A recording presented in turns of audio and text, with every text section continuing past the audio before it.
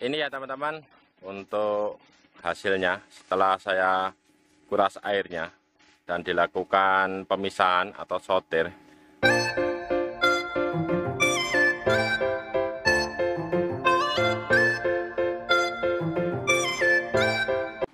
Ketemu lagi ya teman-teman. Kali ini saya masih membahas tentang nila sistem bioflok. Dan yang akan saya bahas itu tentang sortir ikan nila sistem bioflok. Perlu atau tidak sortir ikan nila sistem bioflok? Kalau menurut saya itu diperlukan ya teman-teman, biar waktu panen bisa seragam atau sama. Tapi bisa juga sortir nila sistem bioflok tidak diperlukan, manakala mulai dari bibit sampai panen itu ikan hampir sama besarnya atau rata-rata samalah. Itu tidak diperlukan yang namanya sortir ikan.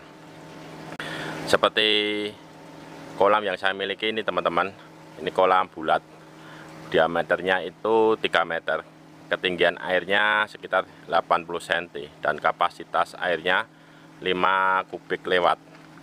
Dan saya isi ikan 1 kubiknya itu 100 ekor. Di kolam ini ikannya, besarnya ikan itu tidak sama ya teman-teman. Ada yang sudah lumayan besar, ada yang tidak begitu besar. Intinya itu besarnya campuran. Kalau sudah kayak gitu,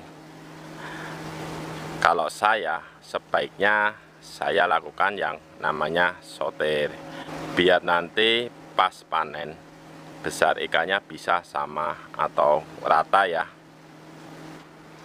Untuk mengetahui kolam perlu dilakukan sortir atau tidak, itu cukup mudah teman-teman. Yang pertama, teman-teman lakukan penangkapan ikan pakai jaring ya, atau dijaring lah beberapa ekor dan dilihat untuk ikannya itu besarnya hampir sama atau ada yang besar atau yang kecil, istilahnya apa ya, timpang lah untuk ukurannya. Itu yang pertama ya, cara yang dilakukan.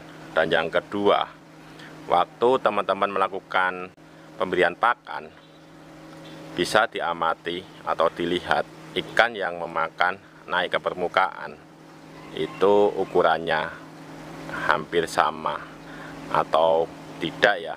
Itu juga bisa menandakan kalau perlu dilakukan yang namanya sortir. Itu cara yang saya lakukan untuk kolam sistem bioflok. Dibutuhkan sortir atau tidak, itu ciri-cirinya ya teman-teman. Itu cukup mudah. Penyebab dilakukan sortir seperti kolam yang bulat ini ya teman-teman, yang ada di video kali ini, itu penyebabnya ada beberapa hal ya. Biasanya yang pertama, waktu memasukkan bibit itu tidak sama atau tidak rata besarnya. Jadi ada yang kecil, ada yang besar.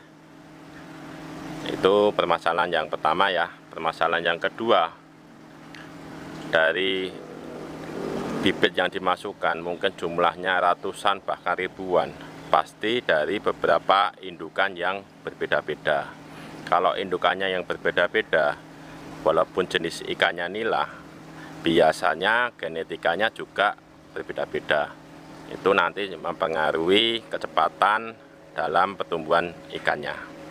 Itu penyebab yang kedua. Dan penyebab yang ketiga, biasanya teman-teman memasukkan bibit ikannya itu terlalu banyak, mungkin melebihi ketentuan yang ada dalam sistem bioflok.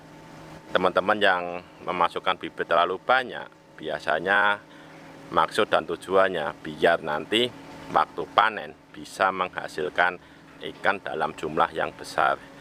Tapi kalau itu menurut saya itu salah teman-teman. Nanti pertumbuhan ikannya juga tidak bisa begitu cepat atau bisa dikatakan lambat, dan besarnya juga tidak bisa rata atau merata.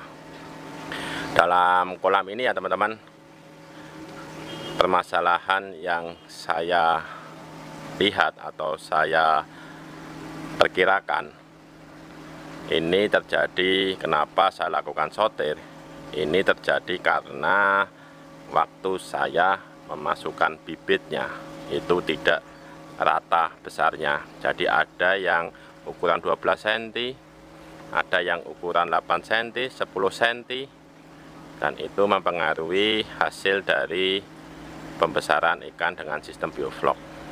Dan akibatnya ya ini ya teman-teman, untuk ikannya besarnya tidak sama.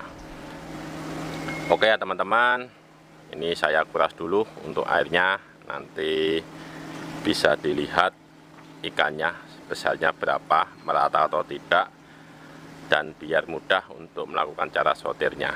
Saya persiapkan dulu untuk kolam yang menampung ikan hasil sortirnya dulu ya teman-teman.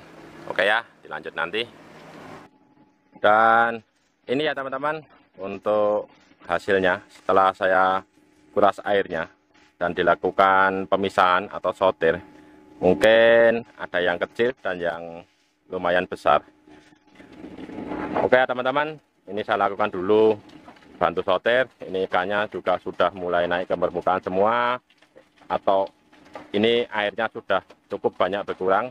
Jadi saya lakukan dulu yang namanya sortir, saya bantu dulu. Dan ini ya teman-teman, hasil dari sortirnya itu ada kurang lebih, yang tanggung ya, itu ada sekitar 300-an ekor. Dan ini nanti saya besarkan, paling perkiraan saya sekitar 1,5 bulan atau 1 bulan itu bisa mencapai ukuran minimal 250 gram. Dan di kolam ini kapasitasnya sekali lagi ya teman-teman, itu 5 kubik.